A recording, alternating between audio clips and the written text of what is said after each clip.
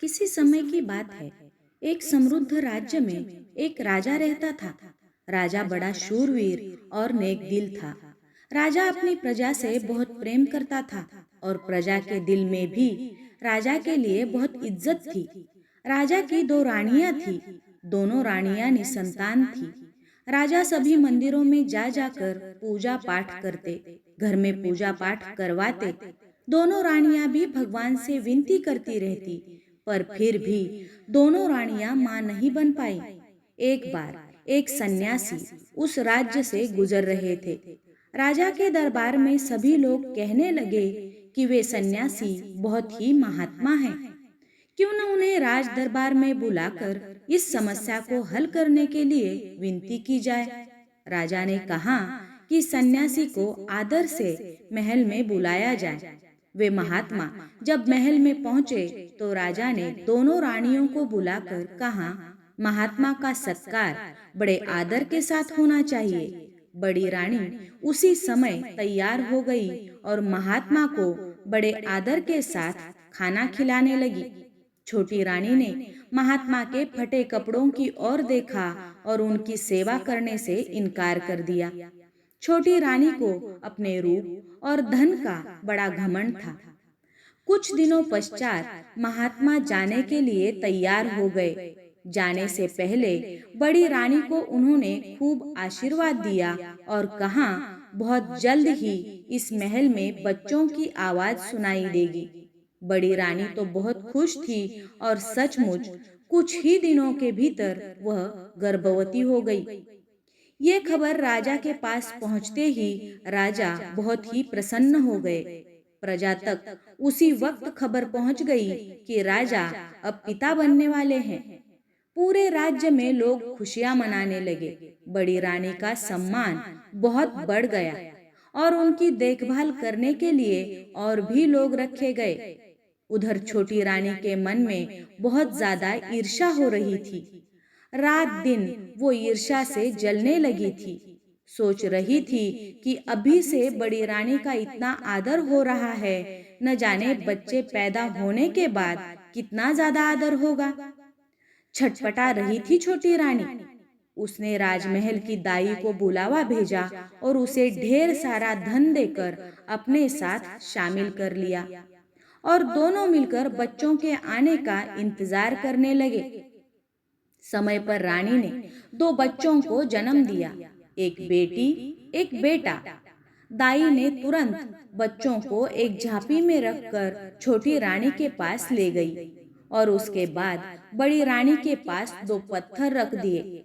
बड़ी रानी ने जब पत्थरों को देखा उसे बहुत हैरानी हुई, ये कैसे हो सकता है। उधर राजा खुशी से झूमते हुए बड़ी रानी के पास पहुंचे और जब उन्होंने देखा बड़ी रानी दो पत्थरों को आश्चर्य से ताक रही है, राजा वहीं रुक गए और दाई से पूछने लगे, क्या बात है।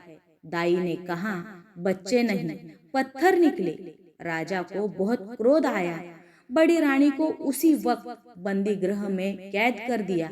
पूरे राजमहल में ये बात फैल गई कि बड़ी रानी ने ईंट पत्थर को जन्म दिया है। उधर छोटी रानी ने अपने दो चौकीदारों को बुलाकर वो झांपी उन्हें दे दी और उनसे कहने लगी, इस झांपी में दो बच्चे हैं, दोनों को ले जाओ और मार डालो। दोनों चौकीदार झांपी लेकर जंगल में गए। झांपी खोलकर बच्चों को जब देखा तब दोनों ने निश्चय किया कि बच्चों को वही छोड़ देंगे। भगवान बच्चों की रक्षा करेंगे। ये सोचकर वही झांपी रखकर दोनों महल वापस आ गए। छोटी रानी ने जब पूछा, हो गया काम? उन्होंने कहा, हाँ हो गया काम। इधर बड़ी रानी दिन रात पूजा पाठ में लग गई। राजा ने बड़ी रानी को फिर से महल में रहने दिया। बड़ी रानी सुबह से शाम तक पूजा करती रहती। पूजा करने के लिए फूल लाने सिपाही को भेजती। एक दिन आसपास कोई फूल नहीं मिले। सिपाही जंगल से फूल लाने गया। जंगल में सिपाही ने देखा बड़े सुंदर चंपा के फूल लगे हुए थे। चंपा और बांस का पेड़ पास पास उगा हुआ था।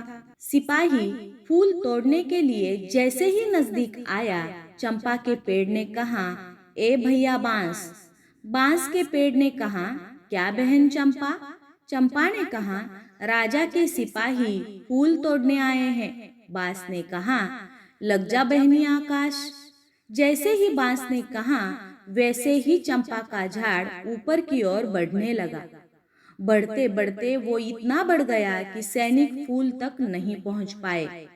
सैनिक आश्चर्यचकित होकर ताकते ही रहे। सैनिक दौड़ते हुए सेनापति के पास पहुंचे और उन्हें सारी बात बताई। सेनापति ने विश्वास ही नहीं किया। ये सब क्या कह रहे हो? सैनिकों ने कहा, आप एक बार हमारे साथ जंगल चलिए, एक बार खुद देख लीजिए। सेनापति चल पड़े सैनिकों के संग। जैसे ही सेनापति चंपा और बांस के पास पहुंचे, चंपा ने कहा, ए भैया बांस। बांस ने कहा, क्या बहन चंपा? चंपा ने कहा, राजा के सेनापति फूल तोड़ने आए हैं। बांस ने कहा, लग जा बहनी आकाश। चंपा का झाड़ बढ़ते बढ़ते और भी ऊंचे तक पहुंच गया। सेनापति बहुत ही डर गए। दौड़ते दौड़ते पहुंचे मंत्री के पास।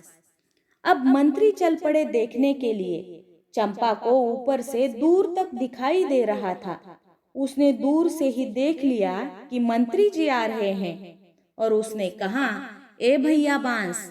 बांस ने कहा, क्या बहन चंपा? चंपा ने कहा, राजा के मंत्री फूल तोड़ने आए हैं। लग जा बहनी आकाश। मंत्री जी जैसे ही पेड़ तक पहुंचे, पेड़ और ऊपर और भी ऊपर तक पहुंच गया। मंत्री जी सीधे पहुंचे राजा के दरबार में। राजा ने कहा, इतना घबरा क्यों गए हो? मंत्री ने कहा, आप इसी वक्त मेरे साथ चलिए राजा जी। सारी बात सुनकर राजा ने कहा, मेरी छोटी रानी भी मेरे साथ चलेगी। ये तो उन्हें भी देखना चाहिए। छोटी रानी को खबर देने वही दो सिपाही पहुंचे जिन्होंने उन बच्चों को वहां फेंका था। दोनों खूब डर गए थे। छोटी रानी भी डर गई थी। वे जल्दी से तैयार होकर राजा के साथ चल पड़ी। उधर बड़ी रानी फूल के लिए व्याकुल हो रही थी और सैनिकों को उसने बुलावा भेजा, ये जानने के लिए कि वे अब तक फूल क्यों नहीं लाए। बड़ी रानी छोटी रानी के महल के पास से गुजर रही थी। उन्हें छोटी रानी और दो सिपाहियों की बात सुनाई दी। राजा और छोटी रानी जब जाने लगे, उनकी सवारी के पीछे पीछे बड़ी रानी पैदल ही चलने लगी। बहुत व्याकुल होकर वो चली जा रही थी। चंपा के झाड़ को ऊपर से सब कुछ दिखाई दे रहा था। जैसे ही वे सब पास पहुंचे, उसने कहा, ए भैया बांस। बांस ने कहा, क्या बहन चंपा? चंपा ने कहा, छोटी रानी संग राजा फूल तोड़ने आए हैं। लग जा बहिनी आकाश। चंपा का झाड़ और भी ऊंचा हो गया। राजा दोनों पेड़ों के पास पहुंचकर पूछने लगा, क्या बात है? तुम दोनों भाई बहन हो? कैसे चंपा और बांस बन गए? उसी वक्त बड़ी रानी वहां तक पहुंची। चंपा ने जोर से कहा, ए भैया बांस। बांस ने कहा, क्या बहन चंपा? चंपा ने कहा, हमारी माता दुखियारी बड़ी रानी फूल तोड़ने आई है। बांस ने कहा, पड़ो बहन पाँव। चंपा जमीन पर झुक गई और बड़ी रानी के पैरों के पास झूमने लगी। साथ साथ बांस का झाड़ भी झुककर बड़ी रानी के पैरों को छूने लगा। इसके बाद चंपा और बांस ने राजा को सारी बात बताई। राजा ने उसी वक्त छोटी रानी को बंद करने को कह दिया अंधेरी कोठरी में और बड़ी रानी से क्षमा मांगने लगे। बड़ी रानी बड़े दुख से चंपा और बांस को देख रही थी। ये दोनों मनुष्य कैसे बनेंगे? बड़ी रानी दोनों के करीब पहुंचकर दोनों से लिपटकर रोने लगी। जैसे ही उनके आंसुओं ने चंपा और बांस को छुआ, चंपा और बांस मनुष्य बन गए। बेटा बेटी को बड़ी रानी ने गले से लगा लिया और जाकर रथ में बैठ गई। राजा रानी दोनों बच्चों के साथ राजमहल की ओर चल पड़े। साथ में बाजा गाजा बजने लगे।